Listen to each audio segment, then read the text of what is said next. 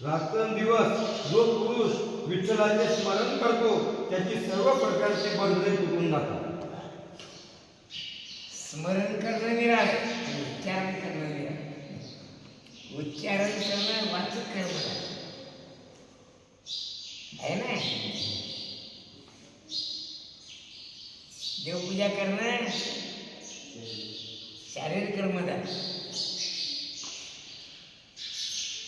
लक्षात ठेवा. शरीर वांग मनोवीर्य कर्म प्रारभते नरा. मानव जेव्हा कर्म करतो तीन प्रकारांचे शारीरिक कर्म, वाचिक कर्म आणि मानसिक कर्म.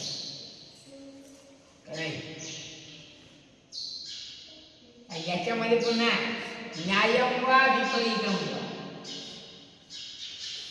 न्याय कर्म म्हणजे वैध कर्म, म्हणजे वेदानं ज्या कर्माचं विधान केलं ते न्याय कर्म, आणि वेदानं ज्या कर्माचा निषेध केला त्याला विपरीत कर्म म्हणतात. न्यायम वा विपरीतम. आणि महत्वाचा मुद्दा असा आहे की कोणतंही कर्म म्हणलं पंचेते तसे येतवा. काय त्याचे कारण किती कोणकोणते? अधिष्ठानं तथा कर्ता कर्मांचे प्रसंगितम विविधास उत्पत्तीचा दैवम तेव्हा प्रपंच. तसं पाहिलं तर कोणत्याही क्रियेला कोणत्याही कर्माला एखादे नऊ कारण त्याला साधारण कारण काय म्हणतात. कोणतेही कर्म केलं तर त्या कर्माला किती कारण असतात? पहिलं कारण ईश्वर, इथलं पहिलं कारण. कोणतंही कर्म केलं, समजा आश्रमातून राहायचं ठरलं तरी सुद्धा त्याला पहिलं कारण काय आहे? ईश्वर. दुसरं ईश्वर इच्छा, तिसरं ईश्वर प्रयत्न. काय पाहिलं विटामिन गाणं झालं खाले नमाज पडणं झालं मुसलमानाची. तू तिकडे पाहायला बघा ते लक्ष कुठे. किती कारण झाले कोणकोणते? ईश्वर ज्ञान,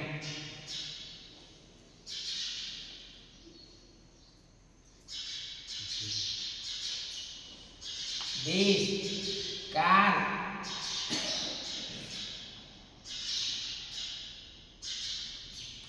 प्रारब्ध.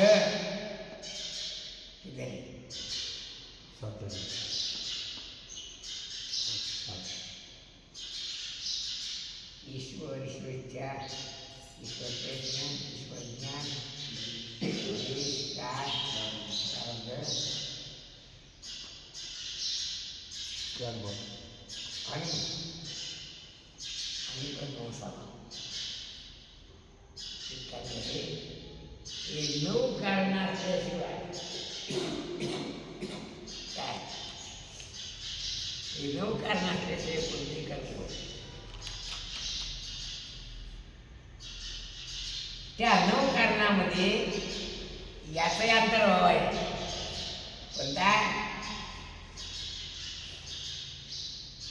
अधिष्ठानंतता करता कर्मांचे कृतज्ञ विलास प्रतिष्ठा दैवम तेव्हा प्रपंचम. 9 5 14 तेरा का मेरा 14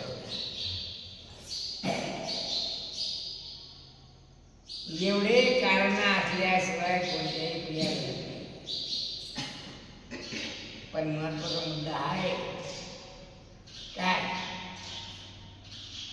रात्रंदिवस विठ्ठलाचं स्मरण जो करतो त्याला सर्व प्रकारची कारण सामग्री बाजूला सरते आणि त्याचं काम काय. म्हणून तुकाराम मला सांगतात का म्हणे हरिचा दासा शुभ काळ दाही दिशा. त्याला बोलतं पाहिजे गरज काय.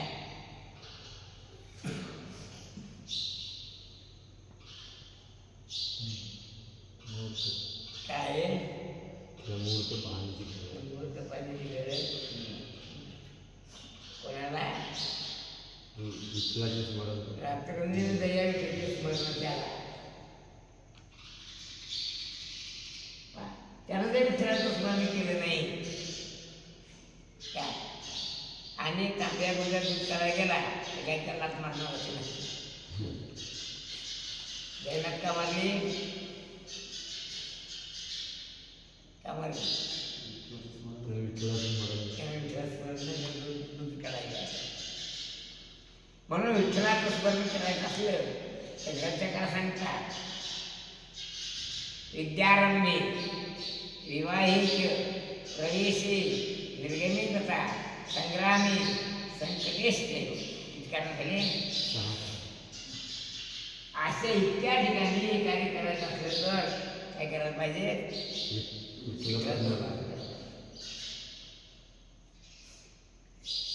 आणि जर विठ्ठल स्मरण नाही केलं तर घ्यायला कोणाला विसरात किंवा लग्नाला गेला विठ्ठल स्मरण न करता तर काय होते लग्नामध्ये विघ्न होतं.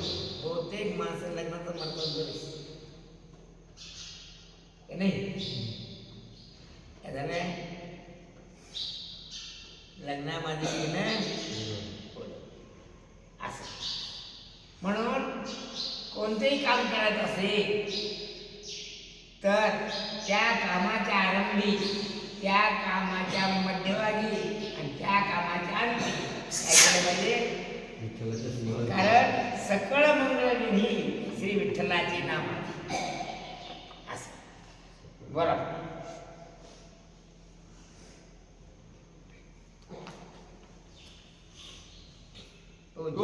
अवस्थेत प्रवेश करतो. तो जीवनमुक्त अवस्थेत प्रवेश करतो म्हणजे त्याला कोणतं बंधन नाही. ज्याला श्री विठ्ठलाचा ध्यास लागला ज्याच्या ध्यान नामाचा ध्यास लागला त्याचं लक्षण असेल त्याचे सगळे दिसत काय काय आता प्रेमी रंगात आला झाला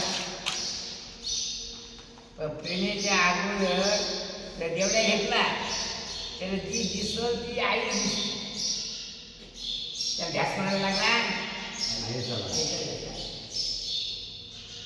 जर प्रेमीला विठ्ठला ध्यास लागला तर ते रंगात आलेल्या प्रेमीचा रंग जाईल आणि श्रीरंगाचा रंग होईल असं विषय सांगतात. रंग श्रीरंगाचा उमटला शरीरा तेने वाटा हात जन्म दुःख जरावो कवळं नाही. त्याचा रंगात आलेला प्रेम्या त्याचा रंग दोन जाईल आणि कोणता रंग उठल श्रीरंगाचा रंग. आकाशाचा महिमा विठोबाचा ध्यास लागला म्हणा. आणि दुसरा महत्वाचा मुद्दा आहे त्याला भुकेला देखील ताणलेला भूक आणि ताना एवढं कशाला पोरं खेळायला लागली तुमची घंटी वाजली पोरं जेव्हा येते करायचंच नाही.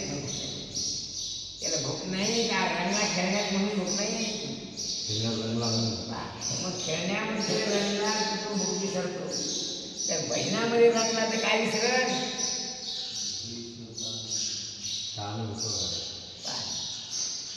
लक्षात ठेवा. मग भजन करताना ज्याला भूक लागते तो खरं भजन करत नाही असं समजावं. कारण त्याला विठ्ठलाचा ध्यास लागला नाही.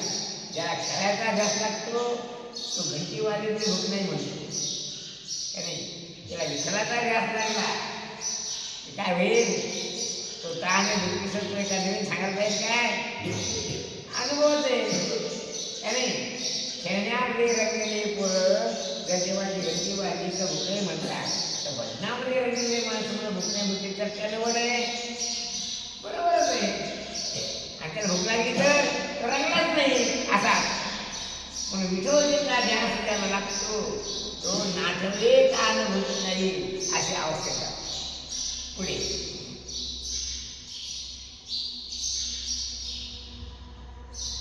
ज्याच्या ध्याना मनाचा विषय श्री विठ्ठलच आहे एकटा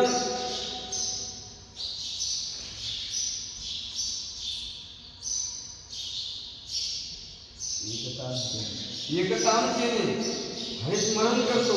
एकतांते म्हणजे त्या परमात्मेकडून होऊन जसं एकतान होऊन असा करतो असा मग तसं जर एकतान बाहेर केलं तर भूकच नाही लागते पण नाठवे मग त्याला आठवत कारण त्याचे प्रवृत्तीचा विषय काय झालेला आहे विठ्ठलच झालेला आहे. असं झालं ते भजनात सुधारले का कारण त्याला भांडण राहिलं नाही तसं तो विठ्ठलाचे नामस्मरण करण्याचा व्यवहार झाला त्याला कानही लागत नाही भूकत नाही लागते पण आठवणच राहत नाही आपल्या भूकाची. पुढे सहानं भूत रुसून हरे स्मरण करतो.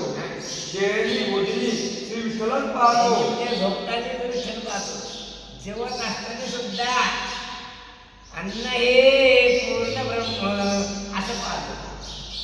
अन्न पाहत नाही काय पाहतो तो विठ्ठलच आहे. काय म्हणतो अन्न हे पूर्ण ब्रह्म. अन्न हे पूर्ण पुढे काय उदर भंडर जाणी जे येते पुढे त्याचं जीवनमुक्त पुरुष असे म्हणतात.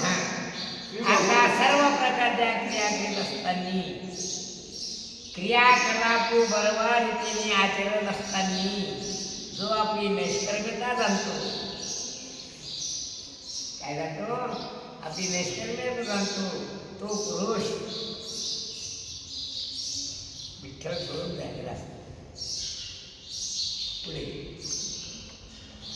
श्री भगवान महाराज म्हणतात मुखाने श्री विठ्ठलाचे भजन करणारे पुरुष सदा मुक्त अवस्थेत राहतात. त्याची जीव दशा समाप्त होते. जीवनमुक्त अवस्थेत राहतो त्या जीव दशा राहत नाही तो ब्रह्मनिर्वाण अवस्थेला प्राप्त होतो. म्हणून दीर्घकाळपर्यंत निष्ठेने एकतानतेने तद्रूप होऊन भजन केलं तर विठ्ठल नामाचा महिमा असा जीवनमुक्त अवस्थेत किती वाजले